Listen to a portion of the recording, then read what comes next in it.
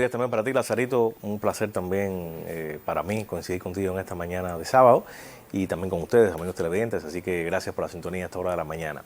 Lazarito decía, bueno, esta producción es un DVD patrimonial, es un DVD que, bueno, en su momento tuvo una, bueno, siempre tuvo, yo creo que ese lado patrimonial de consolidación musical, de rescate, bueno, de todo lo que pudiéramos, todos estos adjetivos que pudiéramos adornar en la salida de esta producción. Pero con el paso de los años, esto yo creo que se acentúa aún más.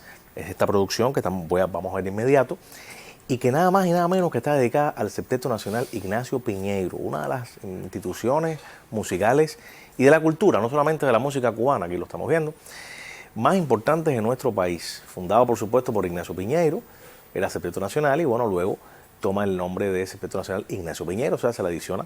Vamos a ir abriendo también para que vean el interior de esta bellísima, de este empaque precioso, una producción de Beat Music del año 2012. Por eso es que, bueno, tiene este matiz, como yo decía, y también Lazarito, de ser un trabajo patrimonial, un trabajo de referencia, un trabajo investigativo. Bueno, ya la última parte que quedaría sería esta, ¿no? La reverso de portada o contraportada.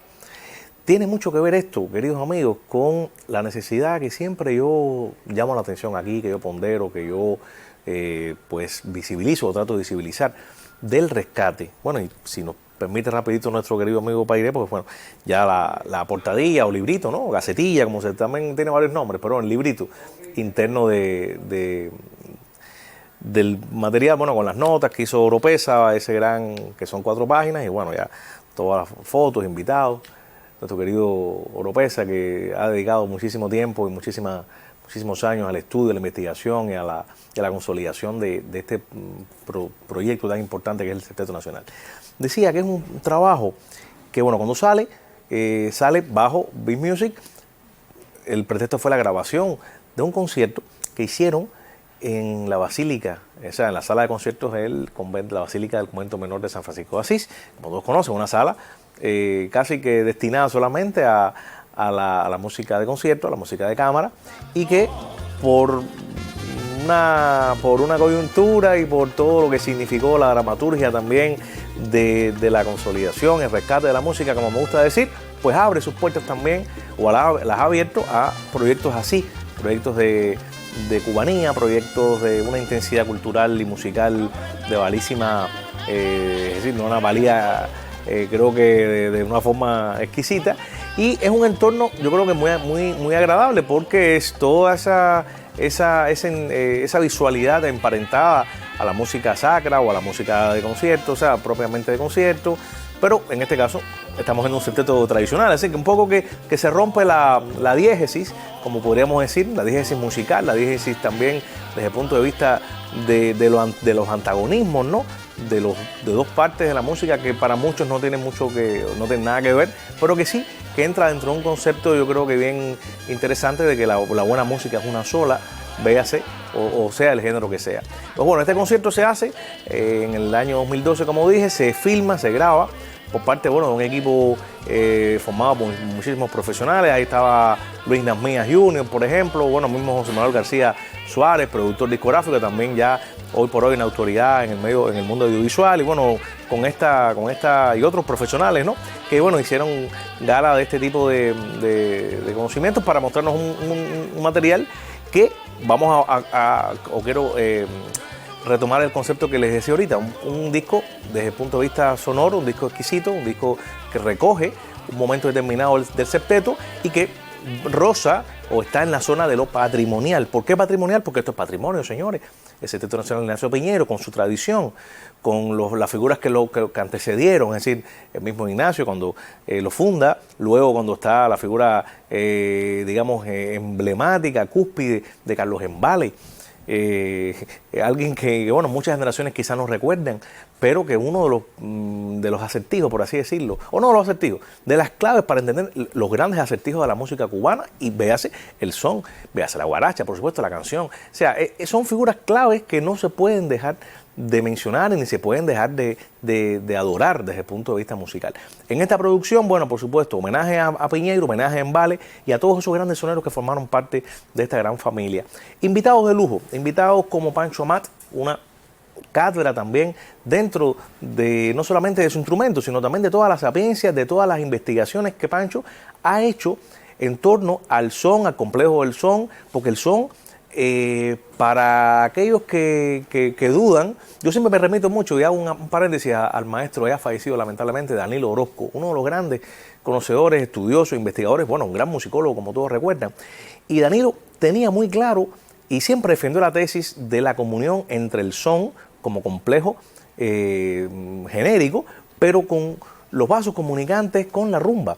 Es decir, no se puede hablar de son sin hablar de rumba, por los coros de clave, por una serie de elementos ya más complicados, que bueno, no es el momento ni la hora para abordarlos, pero bueno, con toda la morfología que eso implicó y que fue derivando en el nacimiento o en el auge del son a principios de la década del 20, sobre todo con el trío Matamoros, cuando empiezan ya a grabar en Cuba, empiezan a grabar también en Nueva York, y empieza todo este boom que, bueno, al final se supo aprovechar por parte de todos los actores y actantes de la época para poder potenciar un género tan cubano como el son. Pero es innegable los vasos comunicantes, sus maneras tan cercanas, ¿no? Por eso es que en Embale se le dice para muchos, Huerca Piñeiro, siempre recuerdo a mis maestros de la ENA y a, bueno, todos los que tuve después de manera oral, o no solamente los maestros del aula, los maestros orales también, como Tony Pinelli, por ejemplo, que decían que Piñeiro y a su vez Embale era el príncipe de los rumberos y rey de los soneros. Es decir, un poco ese juego, ¿no? entre jerarquizaciones artísticas, pero es cierto, o sea, Embale fue un gran rumbero, indiscutiblemente. Piñeiro fue un gran rumbero y a la postre vinieron en grandes transformadores, en grandes revolucionarios del son. Es decir, esto no se puede dejar de la mano. Reitero, son cosas ya más académicas, más investigaciones, pero siempre hay que recurrir a estos grandes y sobre todo como dije, al maestro Danilo Orozco. Volviendo con Pancho Amat, no solamente Pancho Amat es un hombre que domina todos los complejos y todos los géneros que de la música cubana, donde el tres puede ser un instrumento concertante, protagónico, indiscutible. No solamente esto, sino que Pancho domina desde el punto de vista de la investigación, es decir, de su sabiduría personal. O sea, es un gran maestro.